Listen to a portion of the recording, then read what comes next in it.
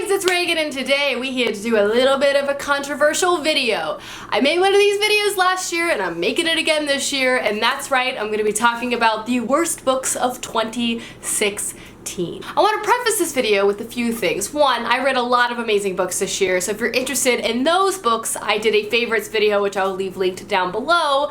And two, I picked out 5 books for this video that kind of all have a very similar thread, and that is expectation versus reality. Basically, all of the books that are on this list I was so psyched for, and I had such way too high expectations that I ultimately was very disappointed with what I actually ended up reading. So I read some books that could have maybe been on this list as well, but the difference is these books really let me down in a place that hurt extra bad, if you know what I mean. So let's just go ahead and jump right into the video. I'm gonna start out with the biggest one and probably the one everyone is rating for, let's be honest, and that is Harry Potter and the Cursed Child by John, Tiffany, and Jack Thorne. This, of course, is the play script to the 8th Harry Potter story. I'm not gonna go into a long rant of why I was so incredibly disappointed by this book. Elements I really enjoyed. I love Scorpius. I love him. I want him to have more stories. I want to know more about him. But the reason why this book irked me so much, and while I recognize that I'm reading a script which doesn't have a lot of narrative quality because a lot of it's supposed to be acted out on the stage, I felt the characters were kind of destroyed or like thrown under the bus in ways that didn't match their character, regardless if it should be on stage or not. I'm talking about Hermione, I'm talking about Ron. And I also particularly did not appreciate how this book messed with the canon of the original series. It just completely, stuff came out of left field that legitimately didn't make sense and kind of tried to mess with the integrity of the original series in ways that I just did not respect or appreciate. I know a lot of people out there loved this book. I was not one of them. In fact, I almost wish I never read it. But yeah, that's on this list, so. Next up, we have Theft of Swords by Michael J. Sullivan. This is a fantasy book that was so hyped and I was so excited to read it, but ultimately, again, I was disappointed. I just could never get into the story. I think that was the perspective it was written in. It wasn't first person, and the whole time, it's a very long book, I just felt like I would never understood or really cared about our main characters, and I was never really just that invested in the story, which makes it hard to trudge through such a long book.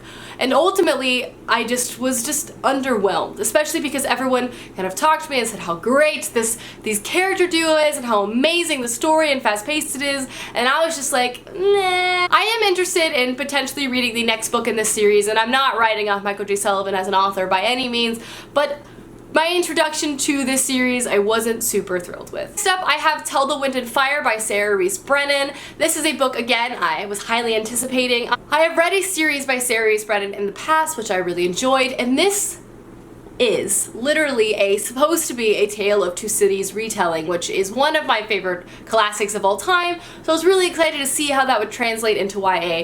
But again, ultimately I felt like the magic system in this was just not well explored. It was confusing. The character motivations didn't totally match up or even make sense. And ultimately, I felt like it kind of fell victim to a lot of typical YA tropes that I just don't generally like to read very much. Yeah. Next up on this list is Grace Keepers. Again, this was a story that I was just so excited about. It was supposed to be following this circus that lived on a boat in the water, and it's this mystical, like, magical world. And the thing is, yes, it has all those elements, but ultimately I just found this book to be so boring. Like, it's not even long. It's not even 300 pages long, but I was like moving through this like, oh god, it was so painful at times. It had such interesting elements to it, don't get me wrong, but ultimately it was just like, I just couldn't get through it, guys. It was really boring. Like, I was like, what is going, like, what is basically I was reading this book and I was just like, what is the point of anything that is happening right now? Because I just can't figure it out, and I clearly feel like I'm missing something. So, yeah. And the last book I'm going to talk about is Every Heart a Doorway by Seanan Mcguire. This also has an amazing premise and actually an amazing start. This follows a school where children go after they kind of come back from traveling through the wardrobe or falling through the looking glass. Basically, after they go and experience a magical world, but have to come back to reality and they can't really function anymore and people don't really believe them. This story, I feel, had such potential. It had such amazing story elements, particularly the whole setting in summary of this book really gave it a strength. And it also had some really great elements to it that I really respected and appreciated. One of our main characters is asexual, which I have never seen in a book before, which is something, again, I just really respected that was present. But ultimately, I felt like the plot and the story were just too underdeveloped, and that might have something to do with the length, and in fact, I think that has a lot to do with the length, where ultimately I just couldn't get invested in the story or the characters enough, or I felt like things were moving too quickly in a way that just wasn't something that became incredibly enjoyable. I just wanted this to be so much more than it was. I felt like, again, it had potential, and I'm hoping that maybe there is more to this story, maybe a sequel or something along those lines to maybe build on the world that was started in this book. Alrighty guys, those are my worst books of 2016. Again, none of these books are actually that bad, but however, for one reason or another, I was disappointed by them. And again, that doesn't mean that you can't enjoy them or enjoy them in the future. This is all personal preference.